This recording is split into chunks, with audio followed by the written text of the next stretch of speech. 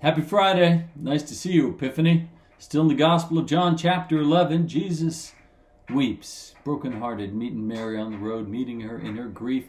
Meets us in our grief wherever we are. Jesus meets us there. Look for him, ask for him, demand something of him. Right? And he'll show up. He'll show. Like how? I don't know. Like in the way we want? I don't know. Maybe not. But he shows up for us because he's with us. And he loves it when we turn our hearts to him. So, chapter 33. When Jesus saw Mary weeping, and the Jews who also came weeping, he was greatly disturbed in his heart, and he was deeply moved. And he says, "Where have you laid him?" And they said to him, "Lord, come and see." And Jesus began to weep. They say Jesus wept. Some of the translations, 2 words, Jesus wept.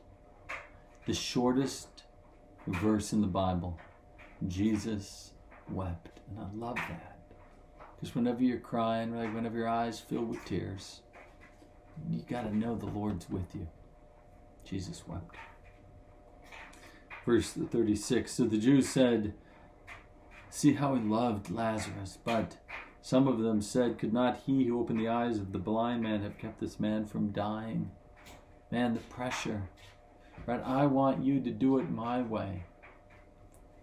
Versus, I want you just want to know you love, Lord. I get it. I get both. Then Jesus, again greatly disturbed, just moved. He came to the tomb. It was a cave and the stone was lying against it. Big stone, right? These are big stones, right? 3 or 4 strong people to roll them out of the way. And he says, "Take away the stone." And Martha, the dead man, the sister of the dead man, said to Jesus, "Lord, already there is a stench because he has been 4 days in the tomb." I love Martha. Lord, let's leave well enough alone. Let's leave well enough alone. There's some good reasons not to open it. One is the practical reality of the stench. And Jesus says to her, did I not tell you that if you believed, you would see the glory of God? Did I not tell you that if you believed, remember, glory, so there's going to be an event that happens to glorify God, to show the worth and the dignity of God. And this is the event. Right? There are events that show our worth and dignity. Piano recital might show your worth and dignity. Right? But what Jesus is saying here is this will not only show the worth and dignity of God, but everything that we do with our great gifts and skills shows the dignity and worth of God. Did I not tell you this would see the glory of God? So they took away the stone, and Jesus looked up toward heaven. "Father, I thank you for having heard me. I knew that you always hear me. But I've said this for the sake of the crowd standing here, so that they may believe that you sent me." And when he said this, he cried out in a loud voice, "Lazarus, come out." And the dead man came out, his hands and his feet bound with strips of cloth, and his face wrapped in a cloth. And Jesus said to him, "Unbind him and let him go." Unbind him and let him go. It's very interesting, right? If we go back, "Very truly I tell you, the hour is coming and is now here, when the dead will hear the voice of the Son of Man, and those who hear will live." This is back chapter 5, verse 25.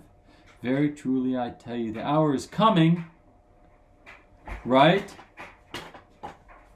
Jesus says, verse 24, chapter 5, "Very truly I tell you, anyone who hears my word and believes him who sent me has eternal life, and does not come under judgment, but passes from death to life. Very truly, I tell you, the hour is coming and is now here when the dead will hear the voice of the Son of God, and those who hear will live. For just as the Father has life in himself, so he has granted the Son also to have life in himself, and he has given him authority to execute judgment, because he is the Son of Man.